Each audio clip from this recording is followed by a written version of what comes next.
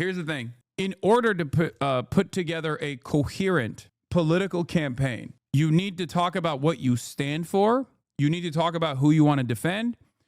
And more importantly, perhaps, something that is very much missing from the Democratic Party's method of communication, you need to talk about who you despise and who you oppose. Anyway, here's a great example of a guy who is kind of doing that, okay? Graham Platner for Senate. He's a combat veteran, Marines and Army, okay? Friend of the working maner, foe of the oligarchy, husband, candidate for U.S. Senate.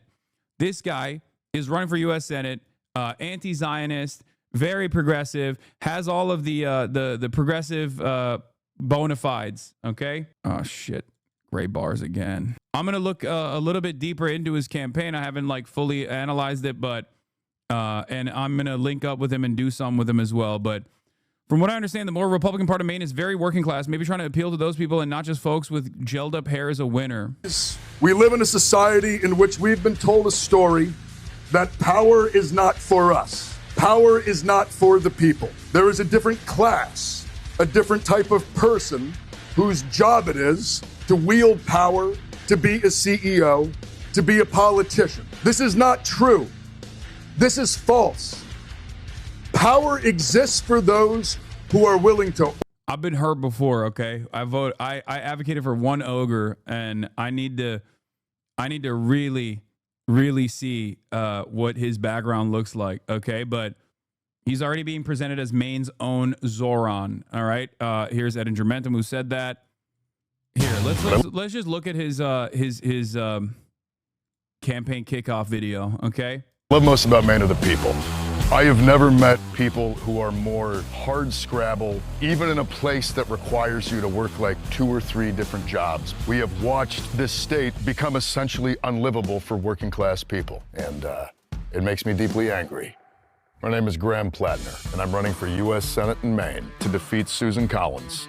A decade of military service going overseas, farming oysters to feed my community, diving to lend a hand to other fishermen, trying to start a family. But everywhere I've gone, it seems like the fabric of what holds us together is being ripped apart by billionaires and corrupt politicians. Yeah, progressive mind in a MAGA body. Progressive mind in an Aryan Brotherhood body. Look, I don't give a what someone's background is. You guys know this. I am agnostic to the optics. I do not care. You can be a 33-year-old brown Muslim dude who is a socialist. You can be the type of dude that looks like he's a tier 1 operator going on to talk about how, you know, he was door kicking in Fallujah. All right. As long as what's coming out of your mouth and the values that you believe align with mine, I'm there for you. Okay. It don't matter. America's an incredibly diverse country. That's it. Profiting off of destroying our environment, driving our families into poverty, and crushing the middle class. I did 4 infantry tours in the Marine Corps and the Army. I'm not a... I'll be honest, I don't really like how much you post that as well, but I guess that's for election stuff, you know? It's just... Because, like, you know me. I hate the Democrats, like, that constantly go, this is the Amy McGrath method, you know? Democrats love a veteran, okay? They love a veteran, okay? Having said that, there are left flank vets out there, and this guy seems to be one of them, okay? There are also a lot of neoliberal Air Force guys and gals who are like, a lot of neolib Air Force veterans who love talking about, like, I killed children, okay? I did so many drone strikes. It was awesome. I'm a much more patriotic figure than my Republican opposition is, okay? He doesn't even want to kill children overseas. I do. Like, when Democrats run with that shit, I'm so annoyed by it. He's not really doing that. He's not really doing that. I don't know how this will read to people in general, because he is like, he does look the part. He is very, he is very grunt force. Afraid to name an enemy. And the enemy is the oligarchy. It's the billionaires who pay for it, and the politicians who sell us out. And yeah, that means politicians like Susan Collins. I'm not fooled by this fake charade of Collins' deliberations and moderation. The difference between Susan Collins and Ted Cruz is at least Ted Cruz is honest about selling us out and not giving a damn. People know that the system is screwing them. They know it in their bones. Nobody I know around here can afford a house. Healthcare is a disaster. Hospitals are closing. We have watched all of that get ripped away from us, and everyone's just trying to keep it all together. Why can't we have universal health care like every other first world country? Why can't we take care of our veterans when they come home? Why are we funding endless wars and children? Why are CEOs more powerful than unions? We fought 3 different wars since the last time we raised the minimum wage. I'm not pretending to have all the answers, but I know that I'm asking the right questions. When I tell people around here that I'm running for Senate, sometimes the initial reaction is, what the but when I tell them why I'm doing it, because I truly do believe that we can build a system that is going to represent working people, the #1 response has been, well, thank God somebody's going to do it. You're supposed to. What are his concrete policies? This is nothing. Okay, we're going to get into it, Jessica Tarlov. Calm down, okay? How about you worry about the Fox and 5 appearance that you have today, okay? Calm down, Jessica. Calm it. We're going to get into it. He's got a website. All right, GrahamForSenate.com platform. He's got it. Listen, I totally understand why a lot of people see a swagged out white boy geared up, looking like a grunt force tier 1 operator, and immediately think of John Fetty Wap Man. Okay, I get it. We've been burned before. And I understand it. You just, like I said, only time will tell.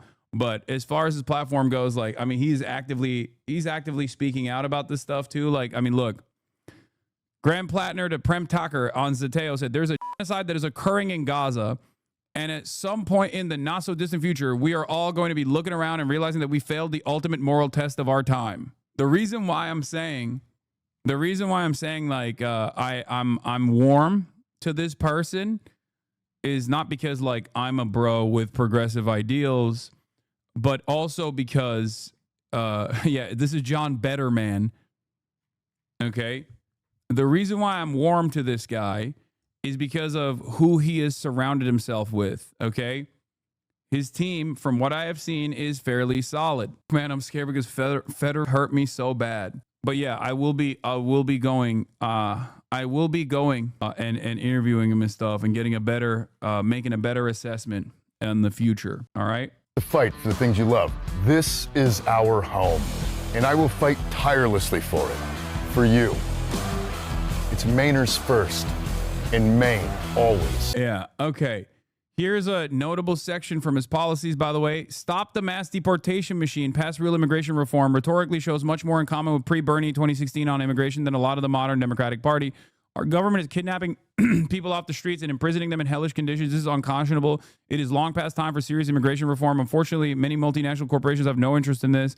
They want illegal workers with no rights who they can pay slave wages and abuse at will. I will support a path to citizenship and an end to the mass deportation machine. We need strong border security and a path to citizenship. We cannot do one without the other. I don't love we need a strong border security talk, but but again, match your expectations. Match your expectations to what you see from the rest of the Democratic Party, and this guy stands out. Okay? It's good to be it's good to be critical and make an assessment off of like everything that they're communicating, but ultimately it's he's an ACP member. He's not. It's funny. Yeah, he's a part of the American Communist Party. I don't think so. Where I stand, Maine is becoming unaffordable for thousands of us. Why? Because we have a government by, of, and for billionaires who are building a billionaire economy that none of us can afford. I'm not just running against Susan Collins. I'm running against the billionaire class that owns her and all of Washington. Even if this is fake, okay? Even if this is like fake posturing, it's good that there is this kind of messaging coming out, okay? This is what every Democrat should be saying, including Pete Buttigieg. This should be the thing that Democrats are screaming from the mountaintops, okay? That's it. That is what they should be pushing all the time.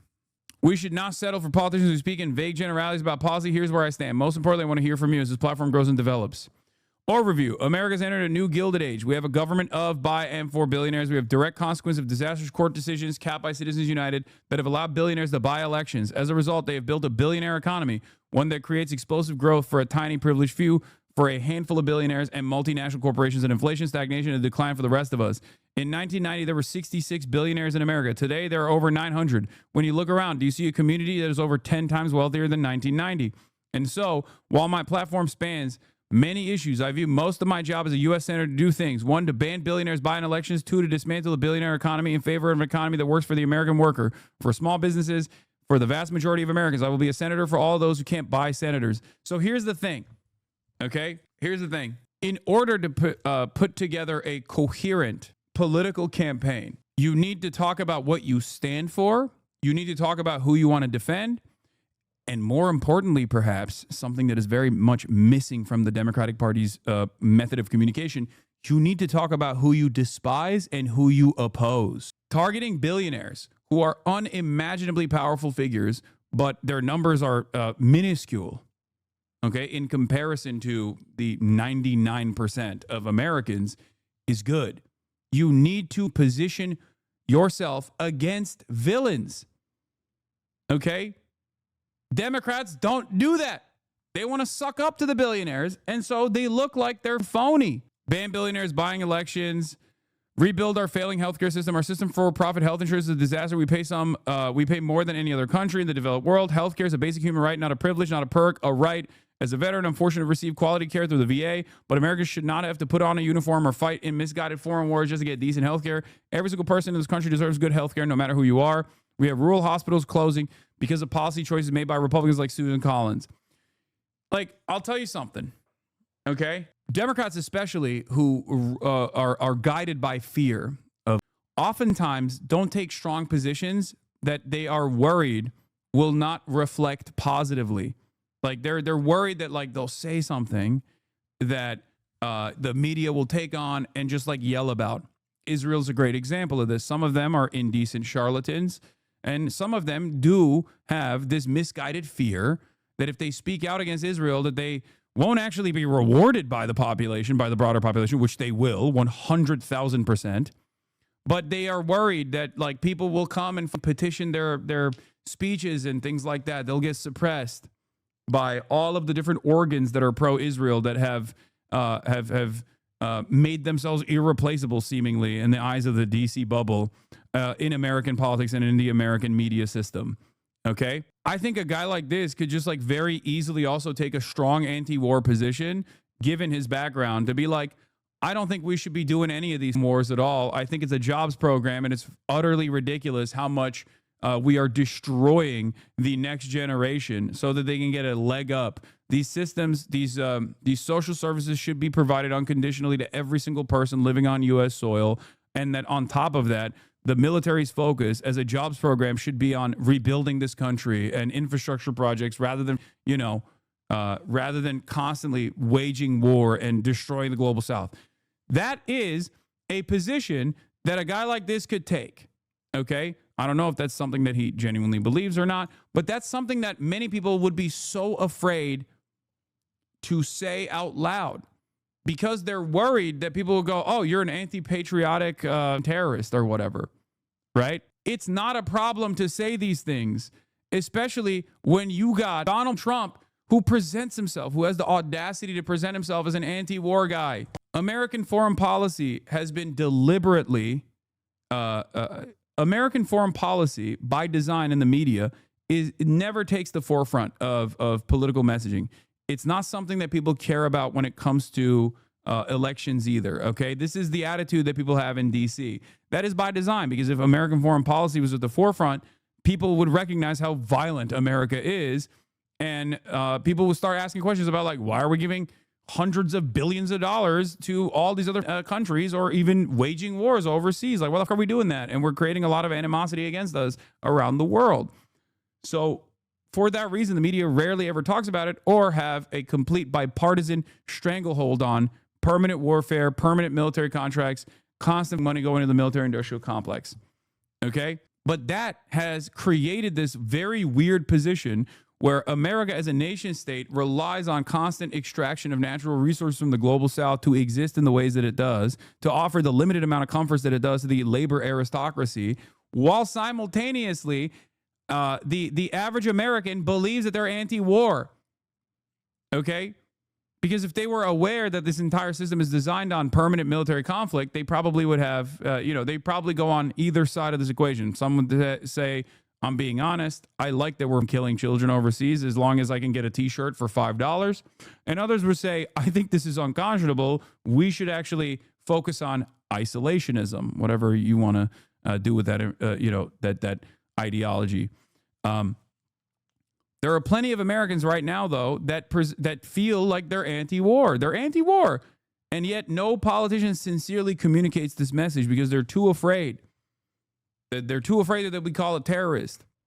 Okay? They should do so. They should do that. I call it now, this white guy's not a real one. I know that everybody wants to be right. And I don't even fault you for being cynical. Okay? I do not fault you for being cynical. Having said that, he has a lot of decent people around him. Though he's a political newcomer, Platner has said he's brought on board two progressive strategists who have experience successfully running against establishment-favored Democrats, Maurice Katz, a top ad maker for New York City Democratic mayoral nominee Zohran Mamdani, and Joe Calvello, a former senior aide to John Fetterman. Joe's a good dude, okay? Don't hear the John Fetterman thing and then immediately assume he's a bad guy. Joe's got chops. Former Fetterman guy, okay? That's not a red flag. Former. Joe's worked for Bernie, and he is not, out of like a lot of these advisors, okay? These are DSA guys. It's not Joe Calvello's fault that John Fetty Wapman got hit with the pro-Israel stroke gun, okay? It's not his fault, bro. What do you mean? Unless you're saying he was like sneaking in some extra hot dogs so that his cholesterol spiked and then he got hit with that stroke gun. I don't want to hear about how his involvement here was consequential in the political evolution, or rather devolution and regression of the ogre man. Israel's stroke game too good. What if he shot the gun? Yeah, he hit him with the pro-Israel dart. Anyway, I'm not sure what your reach is with reaching new audiences, but have you ever considered being a consultant for a leftist campaign to help with their media image? No. And I don't care to do so. I care to do this. If people want my advice, I'm giving out free ball every goddamn day. They can tune in. And many do, ironically enough. Many people do. This is for everybody, okay? This is free. You don't have to pay me for this advice. I will literally scream this from the rooftops to anyone who will listen. I will scream it to the faces of the Democratic Party analysts and consultants. When they listen, they just don't listen. Or the ones that do listen don't have any motion, okay? I don't think this kind of quote-unquote advice should be paywalled at all. I think it's stupid. My job is to get this message to as broad an audience as possible. My job requires charitability from the average normie that's tuning in, okay? But it also requires people to hear it and to believe it and to recognize it as a better method. You are the main reason I'm holding up door knocking in the PNW right now. Hell yeah. Funny enough, if you paywalled it, they may listen more. I know. Americans pay more for prescription drugs than almost any other country on earth. That makes me deeply angry. When I'm in the Senate, I'll stand up to corporate greed and fight lower drug prices by empowering. I will end the shameful practice of subsidizing drug companies. I think you should just also go along with like a tangible position like Medicare for all. You know what I mean? Support small businesses, break up the monopoly. Small business in Maine and beyond has entered a new period of crisis. While COVID accelerated the process of mass small business closures, this trend has been going on for decades. Solving this is no easy matter, but many solutions are straightforward. In particular, why should small businesses pay a higher tax rate than multinational corporations like Amazon? Righting this wrong will be among my top priorities in the Senate. Stop the mass deportation machine. We already read that. Defend our air, our water, our land, and our climate. Maine is a special place, and our way of life, our economy, and our future depends on preserving it. Oh, he did say Medicare for all. I didn't. I mean, he is. Yeah, I will be a strong supporter of the Medicare for all system. Okay, my bad. I didn't see that. Yeah. Defend our air, our water. Decisive action on the housing crisis. Let's see. The housing crisis is existential. The American dream of owning a home is wilting as private equity firms and hedge funds buy up housing stock to enrich wealthy investors. We used to provide serious federal support for housing creation and no longer do. We need to bring back serious federal support for building housing. The VA home loan program has provided a critical lifeline to many Americans. I don't think that loans are the best possible way to fix the housing crisis. I think a federal jobs program that is designed around building more housing, that is publicly funded and is like public housing. This is something that I think a lot of people should be more comfortable advocating for. Truly, it's a terrifying prospect for many who do not see that is the alternative here. Protect Social Security before it goes bankrupt. End billionaire tax dodging. Absurd system. We must pass a billionaire minimum pass a billionaire minimum tax. Establishing a baseline tax that rate the super rich cannot go under. This policy is extremely popular, but too often we have elections between multiple candidates who refuse to support it. I like that. Uphold tribal sovereignty and self-determination. God damn. That's woke as. That's cool. That's do you think pub housing, if you work for the government, local or fed, like the way military does it? I mean, the military doesn't do pub housing either, technically, unless you're on a base. And dudes literally get married to get off the base in general. I think public housing should be done in the same way that is done in places like Vienna. Right now, the housing solution for everyone, even the boldest thinkers, revolves around the public-private partnership. I say that, okay? I think that's a major, major problem. Strengthening our working waterfront, support unions, bring good jobs. The main union means higher wages. I think people should also be unashamed of calling themselves socialists as well. I don't think it has that stink that people think it has. I know maybe I'm bubbled in here to say stuff like that, but you know, I think it's not a thing that you should fear. It's not a moniker that you should be afraid of. It actually, I think, presents you as a different kind of Democrat, the good kind of Democrat, like a Democrat fighter. I think the association with the DSA and any other like left flank organizations will be seen as a positive and not a negative in the way that like liberals have deluded themselves into thinking for far too long. What I mean by this is there's a lot of enmity towards the Democrats because of their inability, because their lack of interest in fighting back against the Republicans. If more and more Zoran-style candidates are propping up left and right, okay, bro, it's Maine Lamau. You are in California in North Hollywood. Oh, you are bubbled in. This is Maine. It doesn't matter what people call themselves. What matters is what they advocate for, okay? That's it. That's it. And this guy has got good policies, okay? Turn off the liberal brain that causes you to lead by fear. Liberals need to stop being cowards, okay? And even people who call themselves like Marxist, Leninists and whatnot still have that lib-ass attitude. Don't do it. It's not worrisome. Those labels, especially at a time when the Democratic Party is unprecedentedly unpopular, when it is supposed to be the opposition party to a deeply, historically unpopular president and an unpopular movement, calling yourself a different kind of Democrat is not a bad thing. Wait, what? Yeah, man, DSA with 85K really going to make waves? The liberals are too plugged into the Dem machine to ever go third party? I'm not saying... Bitch, did I say this man should run as a third party candidate? He's running as a Democrat. What are you talking about? Hello? I'm saying that presenting yourself within the existing party structure as a different kind of Democrat is a good thing. You guys hear whatever you want to hear. People are desperate for change. People want someone who is going to break down the way that the institutions have operated at the behest of billionaires and corporations and the wealthy.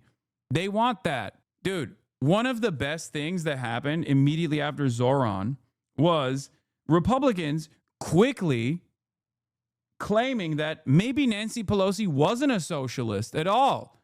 They used to say Nancy Pelosi's a communist, Nancy Pelosi's a socialist. And then when a real socialist came in and became a national figure, they very quickly turned around and were like, well, we used to just lie about Nancy Pelosi being a socialist, but it turns out that she's not really a socialist at all. Where are the reasonable Democrats? All it took was for one guy to threaten the existing duopoly in a Democratic mayoral primary to become a national politician for them to turn around and actually immediately start conceding. This should be, you have any hangups over this, this should be the proof that you need that you can go in a more radical direction. You can boulder in the direction of the left. This will, by default, make those centrist Democrat-style candidates seem better overall anyway to the Republicans that are in the margins, the Republicans who are in the center right. Because they go, oh, well, I guess this guy is better than Zoran. I'm scared of Zoran. And it's even better if Zoran is able to become mayor and do a good job. We need to stop being afraid of subversive labels. Exactly. Socialism is a subversive label, and that's a good thing right now. You know what's a bad label? Being a Democrat. That is a bad label. It is deeply, deeply unpopular. Here's Joe Calvello, who himself said, the Democratic Party is deeply unpopular, but national Democrats continue to take a it ain't broke, so don't fix it approach while we are in dire straits. Shane Goldmacher, new at New York Times, Democratic Party is facing a voter registration crisis in red, blue, and battleground states alike, losing ground to the GOP everywhere. My deep dive into the numbers and what it reveals about the party's brand. The Dems are unpopular. The Dems are seen as the pro-Israel, pro-war pussy party who won't actually fight back against the Republicans. They're losing their own base. They're not bringing in new people into the fold. It's a devastating outcome. Why do you think when in normal circumstances, the other party that is not in power is supposed to automatically get a popularity boost, especially when the party in charge, the Republican Party, is deeply unpopular and their policies are violent and people are actually resentful towards towards their policies? Why is the Democratic Party not getting that right now? Why is the Democratic Party not actually getting that popularity boost by just being the not Republican Party? It's because they're showing their bellies. They're cowering in fear, and people are angry. They're resentful, and they can see that the Democrats, the party out of power, is not doing shit about it. Do with that information what you will. Why still advocating for the Dems? Oh my God, use the existing party machine to your advantage. You guys are so stupid. Do I need to spell it out for you? There is currently, as it stands, no viable third party outcome. Okay? There's just, it doesn't exist.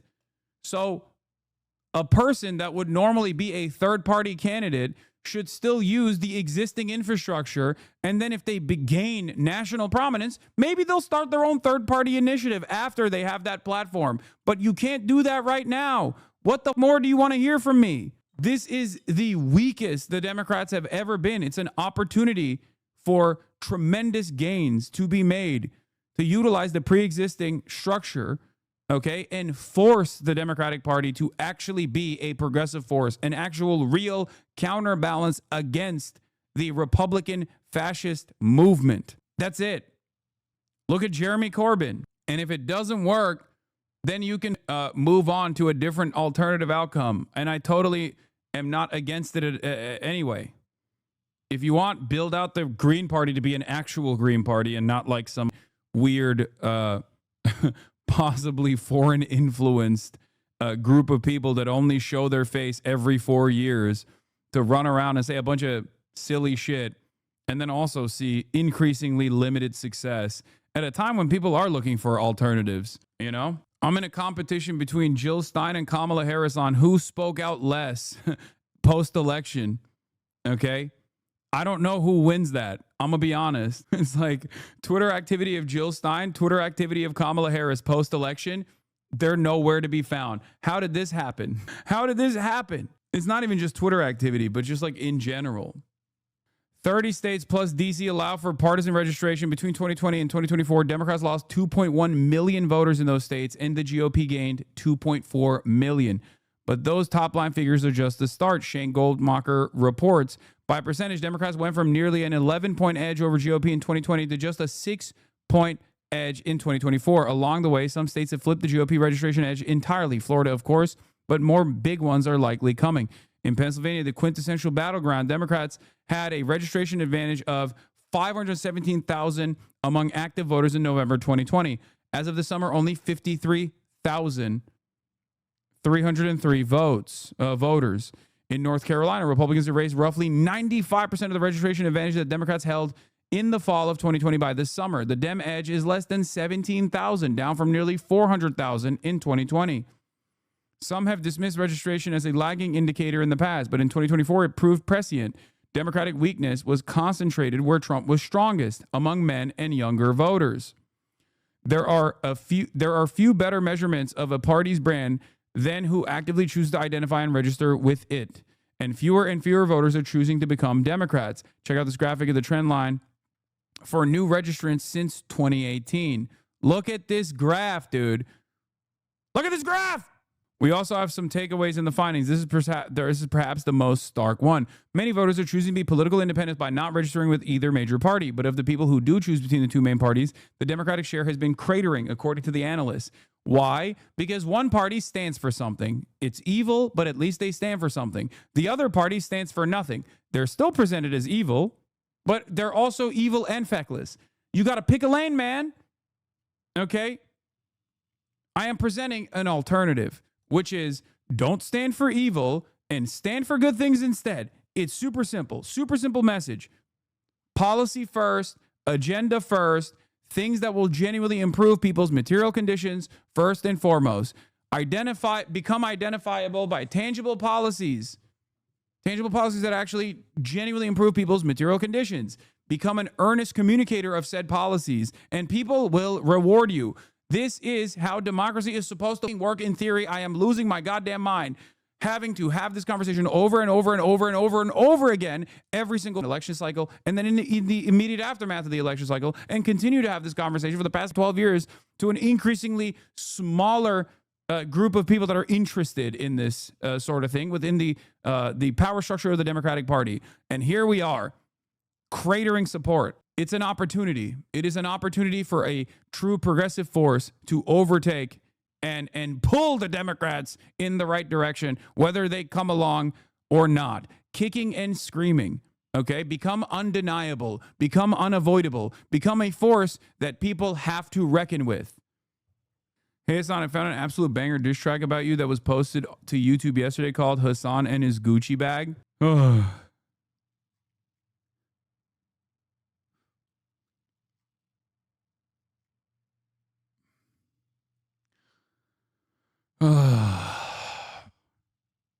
We are never getting healthcare, bro. I'm gonna tell you right now, it's not happening. We don't deserve it. We don't deserve it. We deserve all the bad things, and we're gonna get that. Yeah, it was Gucci Marks who made it. It's got 1.3 million views, and it's like this is supposed to be like a meme, and some of the dumbest haters have turned this into like. I think it's funny. I've covered it on stream before. I think it's great. Don't point out his hypocrisy. He'll throw a tantrum in his multi-million-dollar mansion. Oh God, peasants. This is peasant brain. Anyway, and yet the top house Dems still choose to walk back statements calling what Israel is doing a genocide to appear feckless to their constituents. I know. Okay.